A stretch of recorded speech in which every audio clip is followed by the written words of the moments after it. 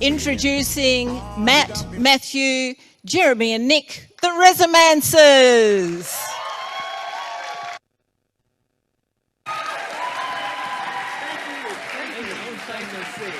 Fascinating you have. Thank you.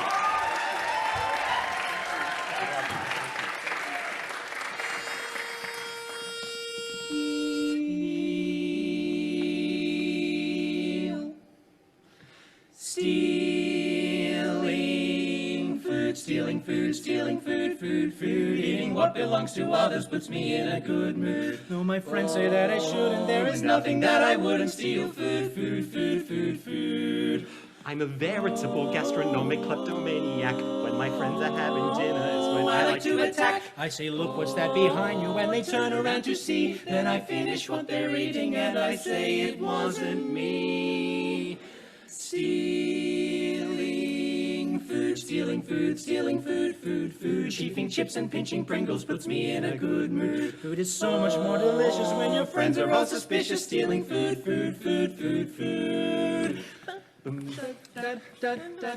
Lead us in. No, the supermarket. So, no.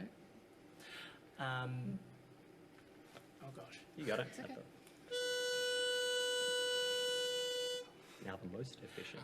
Yes. That's right. Now the most efficient way to satisfy your appetite is to eat from your friend's cupboards in the middle of the night. But no matter if you're tempted, you should never take the lot. Leave the packaging behind, remind them what they haven't got. Stealing food. When I risk it for a biscuit, then I'm in a good mood. It's the best of all decisions, going klepto on provision. Stealing food. At the local supermarket, they've got food on every shelf. Simply hide it in your jumper, you can take it for yourself. If the camera doesn't see you and you're relatively quick, you can fill yourself for days with all the things that you can nick.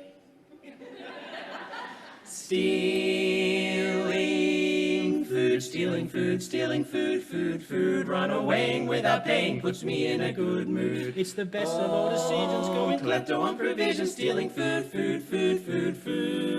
By the airport down in Kudel, there's a warehouse, yes, that's right. Massive lorry loads of food go in and out all day and night. If we're careful with our timing, and there's 10 of us at least, we'll be driving home a lorry with a veritable feast.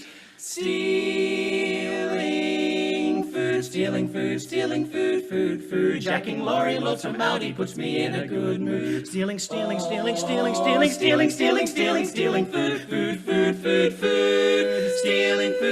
Stealing food.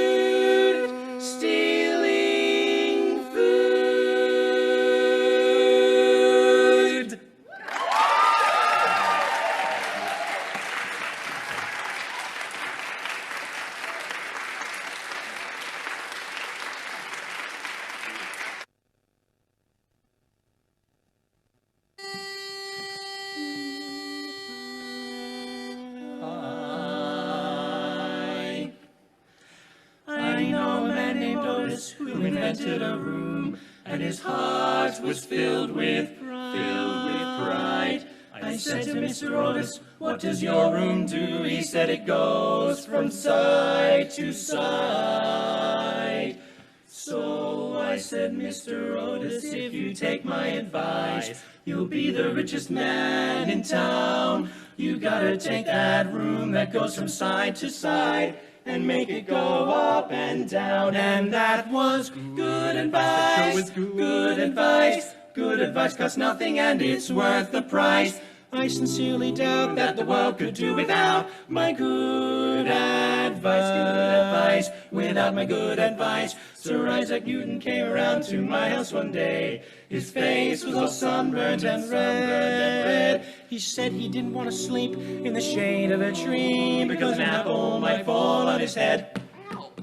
Said Sir Isaac, you dumbbell, take my advice. Go right back there and sleep beneath that tree. And if you let that rotten apple fall down on your head, why, you'll discover gravity. And that was good advice, good advice, Good advice costs nothing and it's worth the price. The world's a better place since I gave the human race my good advice, good advice. That show us good advice. Wilbur and Orville were two brothers named Wright, the nicest pair of kids you've ever seen. They worked 12 years on a secret project.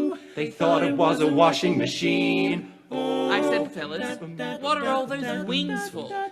They said for hanging clothes out to dry. I said, you fools, take that washing machine down to Kitty Hawk and see if the darn thing will fly. And that was good advice, good advice. Good advice costs nothing and it's worth the price. I'm so worldly wise, I should get the Nobel Prize for good ad. Christopher Columbus was a seaman second class when it told him that the Indies could be found by sailing to the west instead of sailing to the east. I advised him that I thought the world was round. I really thought so. Then I sent him down to ask good Queen Isabella to pawn her jewels for all they're worth, Next day he set sail, and as everyone knows, he fell off the edge of the earth, and that was bad advice. Bad advice. Bad advice is just the same as good advice. Everybody makes occasional mistakes, and that was bad. Yes, that was bad. That was such bad advice. Bad advice. Bad advice. Bad advice.